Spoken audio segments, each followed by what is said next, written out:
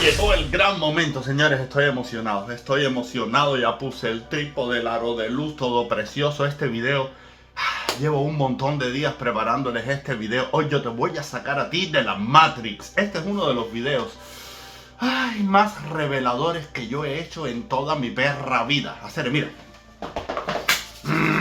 Para que entiendas cómo funciona el laboratorio Cuba, la ingeniería social en el régimen ese metido en tu cocote, el daño antropológico, la falsificación de la historia, papi, estilo 1984, pero multiplicado por 1000, la implantación en tu cerebro de esquemas de pensamiento totalmente fallidos para volverte un ser humano fallido, en un estado fallido, en un país fallido, para mantenerte miserable. Mira.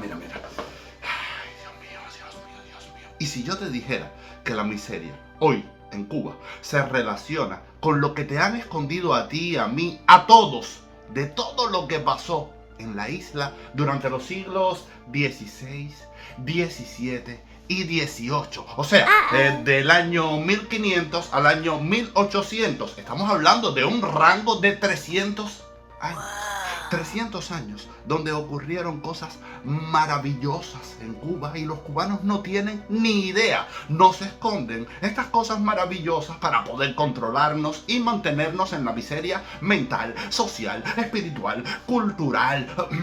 Y si yo te dijera que para nosotros prosperar, tú y yo deberíamos fijarnos en lo que hicieron durante esos 300 años. Fíjate, no los blancos, no la burguesía, sino los esclavos.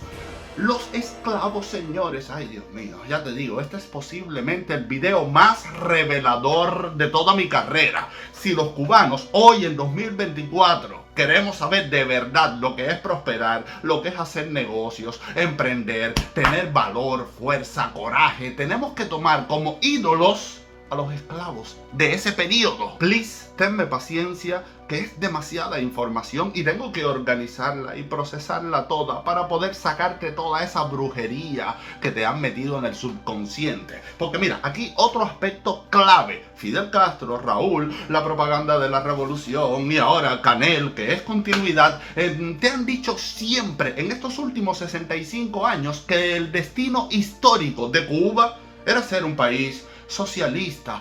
Porque bueno, tenemos al imperio malote norteamericano muy cerca y somos una isla que no tiene recursos, una isla pobre, y solo con el socialismo es que nosotros podemos protegernos de Estados Unidos y podemos repartir entre todos lo poquito que todos tenemos ahí en la isla y no morirnos gracias al socialismo que es nuestro destino histórico. Señores, estas ideas son ideas criminales y hoy yo te lo voy a demostrar. Por favor, comparte este video. Son 10 días de investigación. Dale like ahora mismo. Si me estás escuchando, comenta con un corazón. Pon un corazón para que los algoritmos se muevan.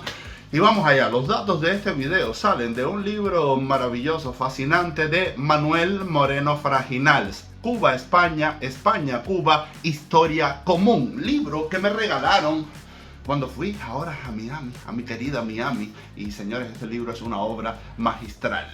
Ok, vamos allá. Ahora nos vamos a situar a mediados del siglo XVI. O sea, del año 1550 para adelante. Para que te ubiques en el contexto de la isla. Mira, de manera general, La Habana y Santiago tenían una economía basada en los servicios y en la producción. Eran las dos villas más importantes de Cuba. Ciudades marineras, entraban y salían barcos todo el tiempo, había tremendo trapicheo, tremenda cantidad de comercio, negocio, gente entrando, gente saliendo, gente con mercancía, gente que se llevaba mercancía, muchísimos movimientos, ebullición.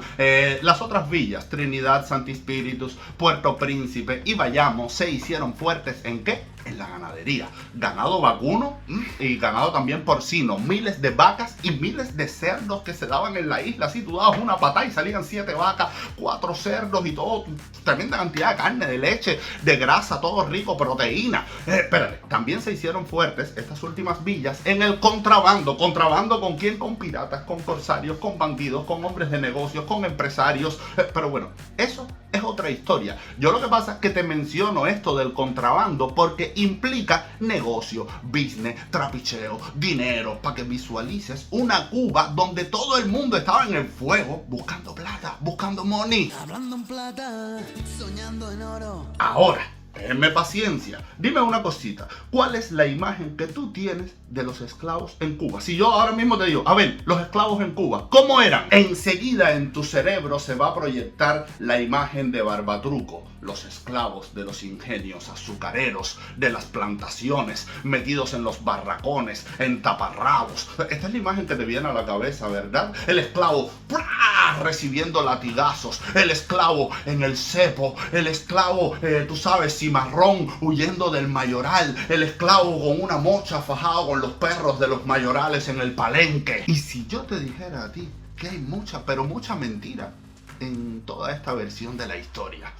Yo sé, ya en tu cerebro está empezando a chocar el adoctrinamiento con... Luis, ¿qué tú estás hablando? Luis, ya estás hablando mierda. Luis, eso no es así. ¿Quién te dijo eso? Estudia, Luis. No, espérate un momentico. Y si yo te dijera más todavía que esta no fue toda la esclavitud de Cuba, ¿eh? A ver, señores, miren, los esclavos de las plantaciones azucareras son un fenómeno tardío en Cuba. Empezó de manera masiva a finales del siglo XVIII. Para que te ubiques en el tiempo es 1790, 1795. Recuerden que Cuba coge la batuta del azúcar después de la revolución de Haití, que Haití era la primera potencia azucarera del mundo. Los esclavos en Haití se rebelan, ¡buah! Y sale Macandal, bueno, toda esta historia. ¿Y qué pasa? Que cae la producción de azúcar en Haití y los cubanos aprovecharon. Pero la revolución haitiana comenzó en el año 1791 y se extendió hasta 1804. A partir de estas fechas fue que en Cuba se empezaron a desarrollar los grandes ingenios azucareros y a partir de aquí es donde empiezan a aparecer de manera masiva estos esclavos de las plantaciones que nosotros tenemos en nuestro cerebro. Antes de eso, los ingenios que había en Cuba eran pocos y eran pequeñitos, con poquitos esclavos. La producción de azúcar no era relevante. Entonces, analiza tú, pregúntate, ¿qué hicieron los esclavos durante 300 años hasta el año 1800? Porque los españoles estaban en Cuba desde 1492 que llegó Cristóbal Colón y casi desde el principio llevaron esclavos para Cuba. ¿Qué hicieron los esclavos durante estos 300 años? Ahora viene la historia oculta. Vamos a ubicarnos ahora en La Habana en los siglos XVII y XVIII. Señores, en La Habana, negros y mulatos trabajaban en todo tipo de trabajos. Olvídate del ingenio azucarero, que eso vino después, como ya te he explicado. Estos esclavos y mulatos trabajaban en, bueno, trabajos agrícolas, trabajos domésticos, labores artesanales, pintores, escultores, plateros. Platero es la persona que trabaja con la plata, generalmente haciendo adornos, decoraciones, jarrones. Y durante esos años existía el esclavo a jornal. Era un esclavo con un amplísimo rango de libertad individual. ¿Qué tipo que hacía? El tipo trabajaba y cada día tenía que pagarle a su dueño una X cantidad de dinero. Este esclavo a jornal podía buscar trabajo por su cuenta, incluso podía tener negocios propios. Este esclavo podía tener diferentes oficios, podía tener su propia casa, vivir separado del amo, vivir con su mujer. De hecho, este esclavo podía contratar trabajadores que fueran hombres libres u otros esclavos. Si este esclavo a jornal era próspero, podía darle trabajo a otros esclavos que también trabajaban a jornal pagándole un salario. Y espérate un momentico, las mujeres también tenían esta modalidad de ser esclavas a jornal y muchas, ustedes saben en qué trabajaban, en la prostitución. Y te puede resultar chocante, te puede resultar paradójico, pero a muchas les gustaba su trabajo. Y según testimonios de la época, se sentían más libres que muchas mujeres blancas y hasta más felices. ¿Y esto por qué? Bueno, porque estaban fuera de los rigores de la moral cristiana de la época, no tenían que practicar la monogamia, no tenían que vivir presas en un matrimonio eterno con alguien que no era de su agrado. Por el contrario, estas esclavas eran trabajadoras sexuales, ejercían su trabajo con cierta libertad, lejos del amo, caminando La Habana, buscando los clientes, cazando los barcos que llegaban llenos de marineros, comerciantes. Estas mujeres ganaban su dinero, su plata, le pagaban a su amo y se quedaban con dinero para ellas, que una parte de ese dinero lo ahorraban para después comprar su libertad. Ubícate en una ciudad maravillosa llena de movimiento, La Habana, por el sistema de flotas. Todos los barcos que venían por ejemplo, de la Florida, de México, de Perú, cargados de riquezas, antes de regresar a España, tenían que pasar por La Habana. Y señores, yo quiero hacer un stop. Este video fueron 10 días de investigación. 10 días de investigación, buscar recursos, fotos, apuntes de la época, corroborar datos, buscar tablas para calcular la inflación. Este trabajo gigantesco solo se puede hacer gracias a que este canal es patrocinado por cubanos gigantes como Amaury Design, que te embellece la casa y te embellece el cerebro, facilitando que yo pueda hacer este trabajo así, dedicarle tiempo, dedicarle horas. Así que si tú quieres una casa preciosa, una casa hermosa, cuidada hasta el mínimo detalle, que tú veas así tu casa ordinaria y aparezca Amaury Design como un genio maravilloso, así, y te la convierta en algo extraordinario, llama a este número que ves en pantalla. Ese es tu número de la suerte, ese es tu número de la lotería espiritual. Llama a Amaury Design para que tu casa sea la casa que tú te mereces, haciendo de lo ordinario algo extraordinario. Amaury Design.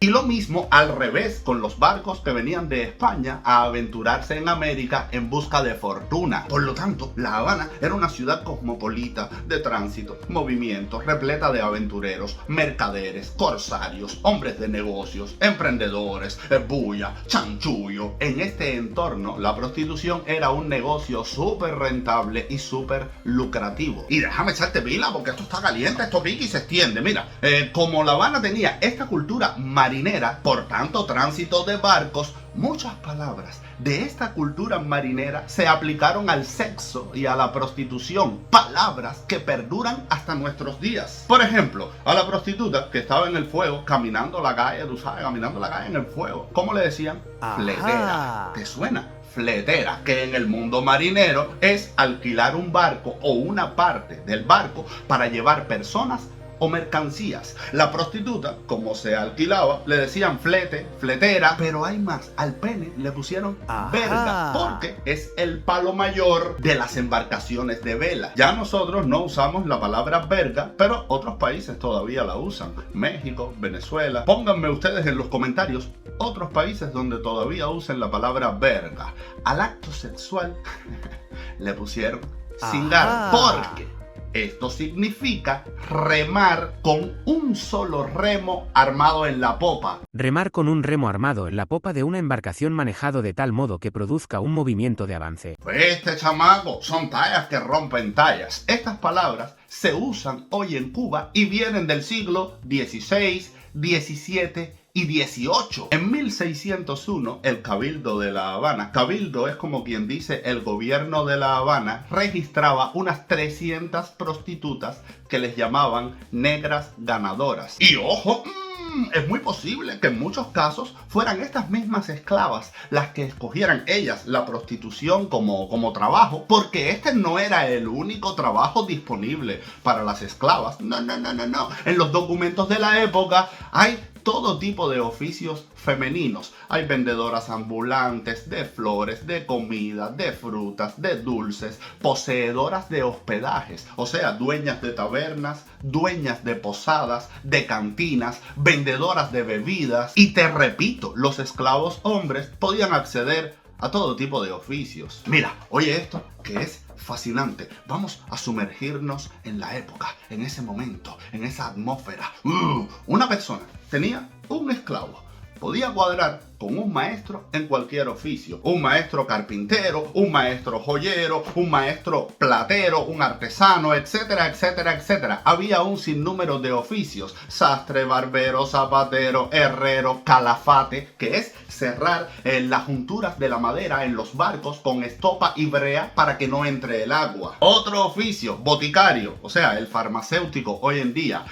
Más albañiles, tabaqueros, ya les digo, muchos oficios. Bueno, el dueño de un esclavo hacía un contrato con un maestro de algún oficio, y este maestro, a cambio de tener a este esclavo trabajando de gratis, se comprometía a traspasarle todos los secretos de su oficio, todos los secretos y misterios de su arte. Estos señores, con tremenda seriedad, con tremenda ceremonia, con rituales incluidos, aprender un oficio y volverte un maestro en dicho oficio requería entre 4 y 6 años. A los 6 años, ese esclavo entraba en el gremio del oficio que había aprendido y entraba como un tipo respetado, un maestro en ese oficio, que ya les digo, incluía todos los oficios urbanos, hasta los más exclusivos como músico, escultor, pintor, tallador en madera. Entonces, este esclavo entraba en el gremio de los carpinteros o de los artesanos, los plateros, los joyeros, herreros, etc. Y empezaba a trabajar a jornal. O sea, le tenía que dar una parte de su dinero a su amo, como una especie de impuesto. Pero fíjate tú que todo era parte de un mundo lleno de negocios, de business, de candeleo, de movimiento. El precio de un esclavo con oficio se duplicaba. Si el dueño lo vendía, le iba a sacar el doble de lo que le había costado.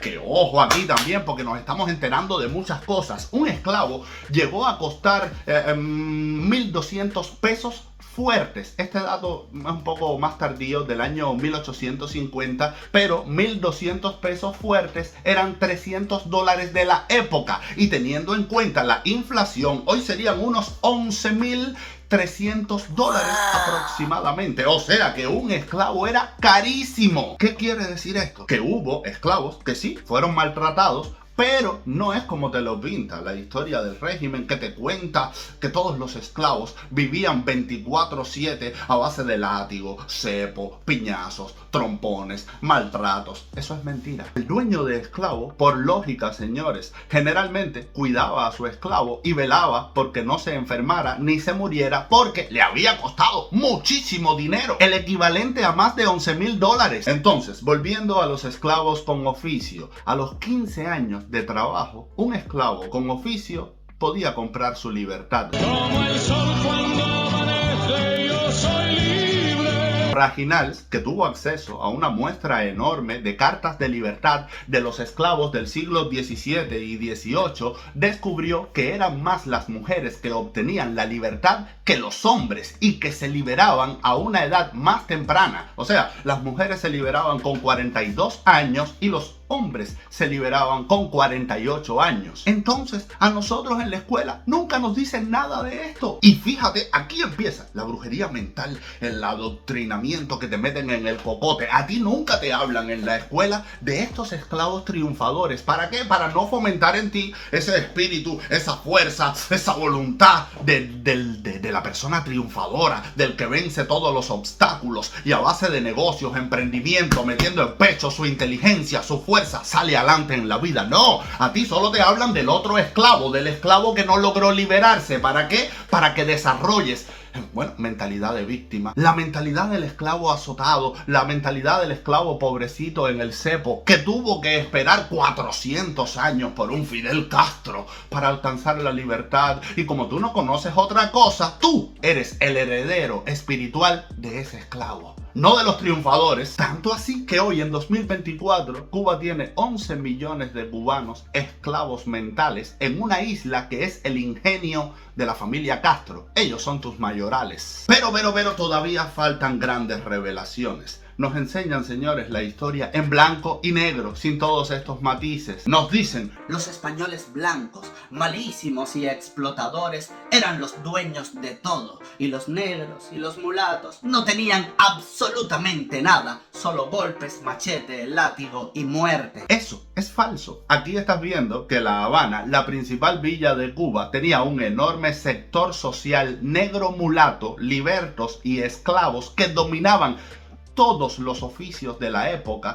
Y haciendo un corte comercial, por eso es que yo admiro tanto a mis patrocinadores. Y aquí te tengo que hablar de Ma por Luis, un chamaco que es el heredero de verdad de la Cuba futura, de la Cuba posible, de la Cuba que no entró en este adoctrinamiento. Este chamaco es el heredero de todos esos emprendedores, de todos esos triunfadores que aún en las peores circunstancias se crecieron. Bueno, como este chamaco que empezó en Cuba y terminó en Miami y tiene un maní molido que es patrimonio no ya de Miami, de Estados Unidos, del mundo entero. Se lo compran en Sicilia, se lo compran en diferentes estados de Estados Unidos. Todo el mundo me dice: la tiza, este es el mejor maní del mundo, qué rico, qué sabroso me pareció estar sentado en un parque de Cuba escuchando la guantanamera con ese maní molido tan exquisito. Así que Ma por Luis, el maní más libre de Cuba, patrimonio de todos los cubanos dentro y fuera de Cuba en el mundo mundial. Ma por Luis, llama a este número en pantalla. Si tienes un negocio, compra maní en grandes cantidades, que tiene buenas ofertas para ti. Y donde quiera que veas este maní, que te voy a dejar las direcciones en pantalla, puedes ir y pedir un maní Ma por Luis. Oye, que no te vas a arrepentir. Ma por Luis,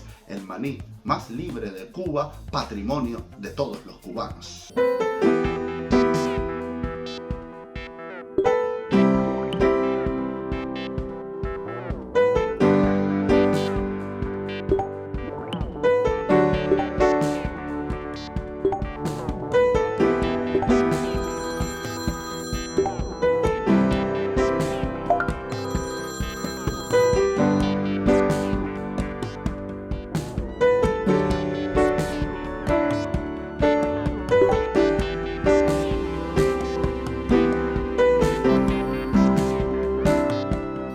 Y hasta cierto punto tenían cierto rango de libertad e incluso influencia. Fraginal, en documentos del siglo XVIII, encontró 102 casos donde los esclavos, escuchen esto, obtuvieron su libertad en pleitos legales contra sus amos. Es decir, que ganaron los esclavos en un tribunal de blancos españoles. Se enfrentaban en estos tribunales amo y esclavo, y hay 102 casos donde ganó el esclavo y obtuvo su libertad. Como el sol cuando amanece, yo soy libre. De hecho, Fraginal plantea que muchos historiadores ubican a la sociedad abacuá en el siglo XIX, pero que es muy posible que comenzara a gestarse en La Habana y Matanzas desde el siglo XVII, como una manera que tenían de protegerse los negros y los mulatos de los blancos, porque en esos tiempos, bueno, no existían sindicatos, no existían partidos, movimientos políticos, y que comenzó a gestarse la sociedad abacuá, cosa que también pudo ayudar a que los esclavos en un tribunal le ganaran a sus amos y obtuvieran la libertad, porque detrás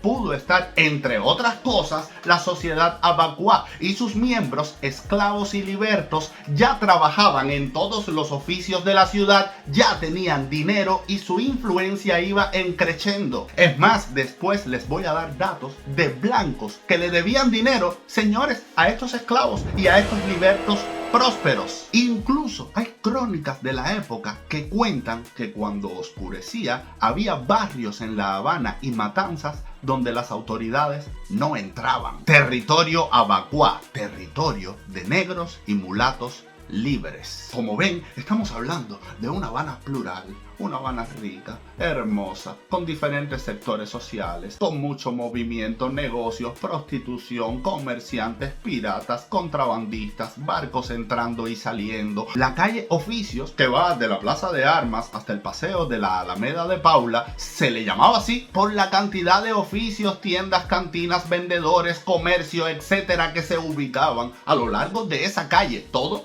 cercano al mar, porque La Habana, repito, era una ciudad abierta al mundo y los barcos entraban y salían. Los documentos de la época recogen a muchísimos africanos prósperos. Y señores, estos africanos son gigantes de la historia de Cuba. Oye, los sacaron de África. Llegaron esclavos a la isla, un mundo nuevo. Esto es el exilio y el destierro juntos multiplicados por 1000. Y esa gente, coño, trabajó, se liberó y luego se volvió próspera. Este proceso lleva una fuerza brutal, una capacidad de adaptación. Y coño, en serio, hoy tú te encuentras a los llorones de Miami. Ay, no aguanto el capitalismo. Aquí hay que trabajar muy duro. No me puedo tomar una botella de ron. Coño, me da roña y me da roña. Primero, porque esto no es un blanqueo de la esclavitud. La esclavitud fue terrible, pero hay que reconocer esta parte para que el cubano se empodere mental y espiritualmente. Esto se lo esconden a los blancos, a los negros, a los mulatos. Todos estamos cortados por la misma tijera, machacados por la misma doctrina podrida. Vamos a ver ahora ejemplos de africanos prósperos y vamos a ver sus testamentos. Ajá. Cristina de Orengo, de la nación Angola, dejó una casa en un terreno que era de ella, dejó joyas y muchos blancos y negros le debían dinero. Ajá. Bernardo Bayona y María de Moya, ambos Arará. O sea, venían del reino de Dahomey, una antigua región yoruba de África que hoy se ubica en la República de Benín. Bernardo y María dejaron esclavos. Sí, estás escuchando bien, esclavos. Y recuerden que un esclavo era caro, podía costar $11,000 aproximadamente. Dejaron esclavos, también dejaron una casa, pendientes de oro. Es increíble. Ajá. Juana Teresa de Ambulodi, de nación Mina, una etnia también de Benín, dejó una casa de mampostería y una esclava. Ajá. María del Rosario Carabalí dejó 4 esclavos, el equivalente a $44,000. Ajá. Petrona de Sayas, de la costa de Guinea, dejó casa, 2 esclavos, un rosario de oro y unas hebillas de plata. Ajá. Narciso Garrido, también de Guinea, deja 1,240 pesos, que hoy serían miles de dólares. Dinero, escuchen esto, que le prestó a un blanco y este blanco le dejó su casa como garantía. Ajá. Por último, Santiago Mayorga Carabalí dejó 5 esclavos, una casa y dinero. Señores, ¿qué dejan hoy los cubanos de la isla cuando se mueren? ¿Qué dejan? Ni casa, ni dinero, ni joyas, solo hambre y miseria. ¿Alguna vez te contaron estas cosas en la escuela? Te dijeron que los esclavos trabajaban, se liberaban, se hacían ricos, prósperos y llegaban a tener esclavos. Ellos también. Por supuesto que no. Y condénenme por esto que les voy a decir, pero yo estoy seguro que muchos de estos esclavos tenían más libertad, más fuerza de espíritu, dormían mejor que los testaferros hoy de ese régimen, que son miserables. Y espérate un momento, Fraginals, en su maravilloso libro, dice que estos ejemplos son de los esclavos nacidos en África, pero que si tú lees los testamentos de negros y mulatos criollos ya nacidos en Cuba, su posición económica era mucho más alta. Lo que pasa es que no te voy a citar ejemplos porque no quiero hacer el video tan largo, ¿ok? Pero saca tú la cuenta de el país que nos han escondido, La Habana que nos han escondido, 300 años que están fuera de nuestros libros de historia a finales del siglo XVIII y durante el siglo XIX. No completo, recuerden, esa es otra cosa, recuerden que España puso fin a la esclavitud en el año 1886. O sea, que estos esclavos de las plantaciones azucareras estuvieron un promedio de 90 años. Y repito, la esclavitud fue abominable, esto para nada es un blanqueo de la esclavitud. Esto se trata de saber la verdad de manera pragmática con datos. Y la realidad, señores, es que estos esclavos de las plantaciones azucareras no fueron toda la esclavitud de Cuba, sino una parte, la parte más fea. Que incluso, espérate un momento, siendo la cara más fea, ya les hice un video antes basado en otro libro de Fraginals, El Ingenio, donde se demuestra con datos que estos esclavos de los ingenios comían 1000 veces mejor que los cubanos hoy en 2024. Cada esclavo de una plantación azucarera comía media libra de carne al día, que podía ser carne de res, de cerdo, pollo, tasajo, pescado. Además, cada día te daban media libra de plátanos,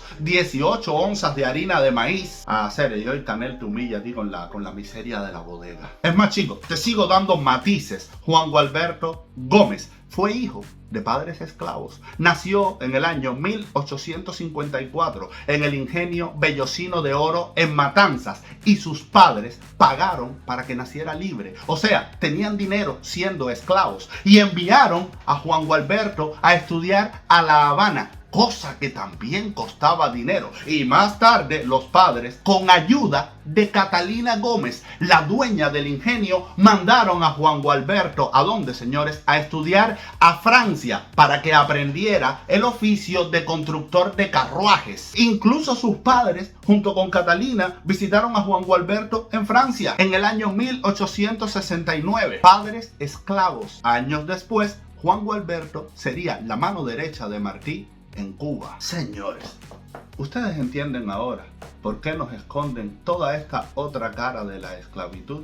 ¿Por qué nos esconden 300 años de nuestra historia? Porque toda esta historia nos demostraría varias cosas. Número 1, aún sin democracia y sin el desarrollo del capitalismo, en Cuba se prosperaba, todo el mundo prosperaba gracias al comercio y gracias a que éramos un país abierto al mundo, abierto al comercio, abierto a todos los empresarios, abierto, un país abierto. Entonces, eso de que Cuba tiene que ser un país socialista, cerrado, Porque somos pobres, para poder repartir lo poquito que tenemos. La miseria, porque somos un país miserable, porque tenemos cerca al imperio malo y tenemos que meternos detrás de una muralla. esa es la mentalidad de la pobreza que nos sembró Fidel Castro para poder dominarnos. Te aíslo y te domino. Eres como la mujer víctima de un marido abusador, explotador, que no te deja trabajar, que te cae a golpes y que te mantiene dentro de la casa. Mira Cuba, en esa época, abierta al mundo, aún sin democracia y sin capitalismo, como prosperaba. Y la prueba de fuego más grande está en que prosperaban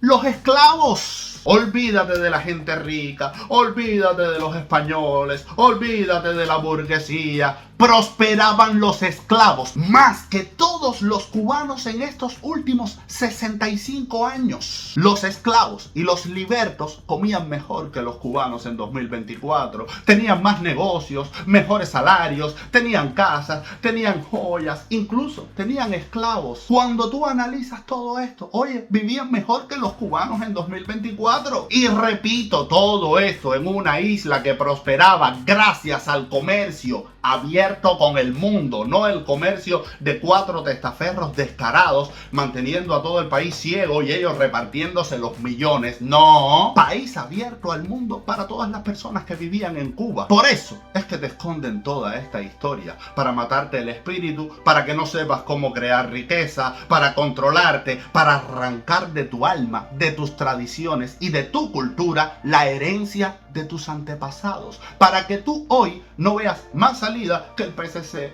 que los mandados de la bodega, que si la empresa estatal socialista, para que no creas en ti, para que no confíes en ti ni en tus capacidades. Señores, esto es peor que 1984, ingeniería social diabólica para matar, secar el alma de la nación cubana, el alma de los cubanos. ¿Y qué queda hoy, compadre? Un montón de testaferros bajo la sombra del tirano, ahí riéndole la gracia, colaborando con el tirano, aumentando la pobreza en Cuba, la inflación, robándole los dólares al pueblo, inventando con los dólares del pueblo, robándose las recargas, las remesas, montándote quincallas. Dios mío, Dios mío, Dios mío, Dios mío. Repito, este para mí es el video posiblemente más revelador de toda mi carrera en las redes sociales. Espero que te haya alumbrado, espero que te haya servido. Si tú crees que esta pincha te aporta algo, suscríbete, activa la campanita si estás en YouTube. Si quieres dejarme una donación, aquí tienes un correo de PayPal en pantalla. Te puedes sumar a mi familia de mecenas y supermecenas en YouTube. Y nada, yo estoy aquí a tus servicios, ¿ok? Muchísimas gracias y hasta la próxima.